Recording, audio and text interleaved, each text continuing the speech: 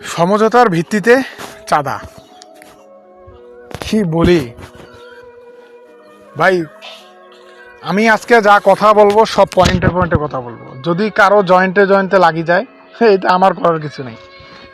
আমি জাস্ট আজকে পয়েন্টে পয়েন্টে কথা বলবো।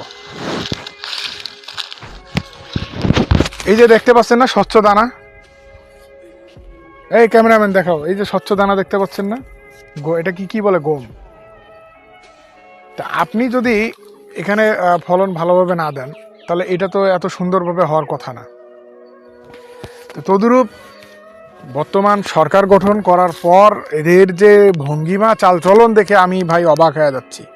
ভাই ভোট কয়দিন হয়েছে ভোট হওয়ার, এখন পর্যন্ত যে দেখেন আমার আঙ্গুলের এই যে ভোটাধিকারের যে আমার চিহ্ন, সেটাই এখনো উঠে নাই। কই এরকম স্বচ্ছ ইয়া তো দেখতে পাচ্ছি না। কথা কি শুরু করে দিচ্ছেন ভাই? কিছু সমঝোতার ভিত্তিতে আপনার চাঁদা নেওয়া যাবে, সেটা তো শেখ হাসিনার আমলেও ছিল। সেটা তো শেখ হাসিনার আমলেও ছিল যে একটা করে ইয়া দিত, কাগজ দিত, টোকেন দিত, টাকা নিত। তা আপনারা সমঝোতার মাধ্যমে যদি আবার ওই সিস্টেমেই করেন, ঠিক আছে, তাহলে কি লাভ হইলো?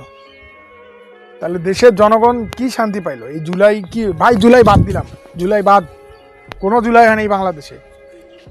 কিন্তু আপনি সমঝোতার ভিত্তিতে চাঁদা নেবেন, এটা কেমন কথা? সমঝোতার ভিত্তিতে টোল নেবেন, এটা কি? এটা কি বাংলাদেশ? আমি কঠিন ধিক্কার জানাই। যারা যারা এটা একমত হচ্ছেন, আমি তাদের বিপক্ষে আমি কঠিনভাবে আমি ধিক্কার জানাই। আপনাদের কি মতামত আছে জনগণ অবশ্যই কমেন্ট করে জানাবেন। ঠিক আছে।